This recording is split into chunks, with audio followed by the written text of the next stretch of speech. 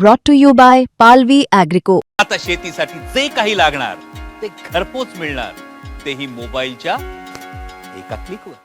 नाशिकमधला एक भोंदू बाबा स्वतःला कॅप्टन म्हणून घ्यायचा. राजकीय वर्तुळात त्याची उत्तम उठ बस होती.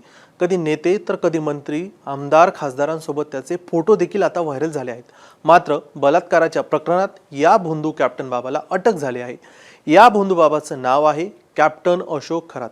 धार्मिक आस्थान, दैवी शक्ती, मंत्र, तंत्र या सगळ्याच्या पडद्याआडून महिलांचा विश्वास संपादन करून नंतर त्यांच्यावरती भोंदू बाबा बलात्कार करायचा. आता या भोंदू बाबाच्या अटकेनंतर त्याच्या बाबाची बरीच माहिती आता समोर आली आहे. अशोक खरात कोण आहे, तो कोणत्या गावचा आहे, तो नेमकं काय करायचा, हेच आपण या व्हिडिओमध्ये पाहणार आहोत. नमस्कार, मी स्वानंद बिक्कड, तुम्ही पाहतात मुंबई तक. 67 वर्षीय अशोक खरात हा मूळचा नाशिकच्या सिन्नरचा आहे. त्याच्या शालेय शिक्षणानंतर तो सिन्नरमधून अचानक गायब झाला. मग अनेक वर्षांनी तो नाशिकमध्ये येतो आणि आपलं बस्तान बसवतो. मग हा भोंदू अशोक खरात आपण मर्चंट नेव्हीत कॅप्टन असल्याचं तो सुरुवातीला लोकांना सांगायचा. त्यामुळेच लोक पण त्याला कॅप्टन असं बोलायचे. काल परवा अशोक खरातला अटक करण्यात आली आहे. पण अशोक खरातला अटक केली ही बातमी पण तितकीच रंजक आहे. अशोक खरातच्या घराजवळ चोर आले आहेत अशी पुडी पोलिसांनी सोडली आणि तिथेच हा भोंदू बाबा पोलिसांच्या सापळ्यात अडकला. अशोक खरातने आतापर्यंत 154 देशांमध्ये प्रवास केला आहे. त्यामुळे त्याला अनेक देशांच्या भाषा बोलता येतात. तसंच अनेक देशांमधल्या चालीरीती आणि धार्मिक परंपरा याचीही त्याला जाण आहे. 22 वर्षीय नेव्हीमध्ये नोकरी करताना आपण 154 देश फिरल्याचं तो त्याच्याकडे येणाऱ्या लोकांना सांगायचा. अशोक खरातचे आतापर्यंत 58 व्हिडिओ पोलिसांनी जप्त केले आहेत. या व्हिडिओत काही नामांकित महिला आणि सेलिब्रिटी यांचाही समावेश आहे अशी माहिती आता समोर आली आहे. भविष्य जाणून घेण्यासाठी नेते, सेलिब्रिटी अशोक खरातच्या दरबारात हजेरी लावायचे. अशोक खरातचा एक अश्लील व्हिडिओ सध्या सोशल मीडियावरती व्हायरल झाला आहे. तसंच आणखी एक व्हिडिओ व्हायरल झाला आहे ज्यात महिला आयोगाच्या अध्यक्षा रुपाली चाकणकर या भोंदू बाबाचे पाय धुताना दिसत आहेत. यावरून आता विरोधक आक्रमक झाले असून रुपाली चाकणकर यांच्या राजीनाम्याची मागणी तर होत आहे, तसेच त्यांना अटक करण्याची मागणी देखील करण्यात येत आहे. अशोक खरातच्या विरोधात लैंगिक अत्याचाराचा गुन्हा नोंदवण्यात आला आहे. नाशिकच्या सरकारवाडा पोलीस ठाण्यात हा गुन्हा दाखल करण्यात आला होता. अशोक खरात यांनी एका 35 वर्षीय महिलेला गुंगीचं औषध देऊन बलात्कार केल्याच्या आरोपाखाली त्याच्यावर कारवाई करण्यात आली आहे.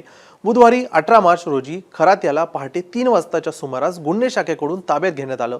अशोक खरात हा सिन्नर तालुक्यात मिरगाव येथील श्री ईशान्येश्वर मंदिर ट्रस्टचा अध्यक्ष आहे. तो मर्चंट नेव्हीतून निवृत्त झाला आहे. गेल्या काही वर्षांमध्ये कॉस्मोलॉजी एक्सपर्ट आणि अंकशास्त्रज्ञ म्हणून तो नावारूपाला आला. अनेक बडे राजकीय नेते, सेलिब्रिटी, उद्योजक त्याच्याकडे मार्गदर्शनाला जातात. मात्र त्याला बलात्काराच्या आरोपाखाली अटक करण्यात आल्यामुळे एकच खळबळ उडाली आहे. अशोक खरातला कोर्टात सादर करण्यात आलं होतं. अशोक खरातला 24 मार्च पर्यंत पोलीस कोठडीत सुनावण्यात आली आहे. अशोक खरातनं गेल्या काही वर्षात कोट्यवधी रुपयांची मालमत्ता जमा केल्याची चर्चा आहे. नाशिक शहरात त्याचा अलिशान बंगला असून त्याचं बंगल्याचं नाव आहे तृप्तवाला. त्याचं कार्यालय अलिशान असून पाथर्डी परिसरात सुमारे 30 एकर जमीन असल्याचं समोर आलं आहे. याशिवाय सिन्नर, ओझर, विमानतळ परिसरात तसेच शिर्डी येथेही त्याची मोठ्या प्रमाणात जमीन असल्याची माहिती तपासात पुढे येत आहे. एकूणच जवळपास 200 कोटी रुपयांची संपत्ती त्यांनी उभी केल्याचा अंदाज आहे. तक्रारदार महिलेच्या म्हणण्यानुसार तिच्यावर झालेला अत्याचार 2019 ते 2025 या कालावधीमध्ये घडलेला आहे. 2019 मध्ये कॅनडा कॉर्नर जे अशोक खरातचं कार्यालय आहे त्या कार्यालयामध्ये त्या महिलेची ओळख झाली. खरातने स्वतःला दैवी शक्ती येत असल्याचा दावा करून महिलेचा विश्वास संपादन केला. तिच्या आयुष्यातील अडथळे दूर करण्याचं, समस्या सोडण्याचं आश्वासन दिलं आणि त्याच्यासाठी विविध विधी करण्याचं सांगितलं. आणि खरातनं महिलेला वारंवार कार्यालयात बोलवलं आणि काही बदल दिसल्यास ते आपल्या शक्तीचं फलित असल्याचं खरातनं सांगितलं.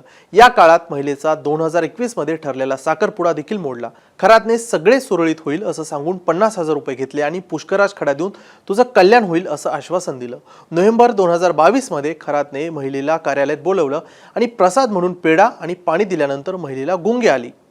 भीती दाखवून तिच्यावर बलात्कार केल्याचा आरोप पोलिसांनी दाखल केलेल्या तक्रारीमध्ये नमूद करण्यात आलेला आहे. नंतर महिलेचं लग्न ठरलं आणि ते यशस्वीपणे पार देखील पडलं. अशोक खरातनं लग्न आपल्या कृपेमुळे झाल्याचा दावा देखील केला होता. लग्नानंतरही आशीर्वादासाठी कार्यालयात बोलवलं आणि पुन्हा त्याच पद्धतीनं अत्याचार केल्याचा आरोप देखील महिलेनं केला आहे.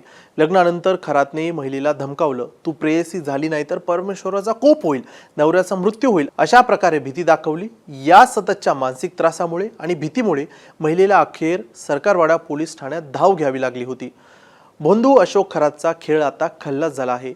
भोंदू अशोक खरातच्या प्रकरणामुळे पुन्हा एकदा दाखवून दिलं आहे की अंधश्रद्धा, दैवी शक्ती आणि तंत्रमंत्र याच्या नावाखाली फसवणूक आणि गंभीर गुन्हे कसे घडू शकतात. हे प्रकरण केवळ गुन्हेगारी नसून समाजातील अंधविश्वास आणि प्रभावशाली व्यक्तींच्या संपर्कामुळे निर्माण होणाऱ्या धोक्याचं मोठं उदाहरण ठरत आहे.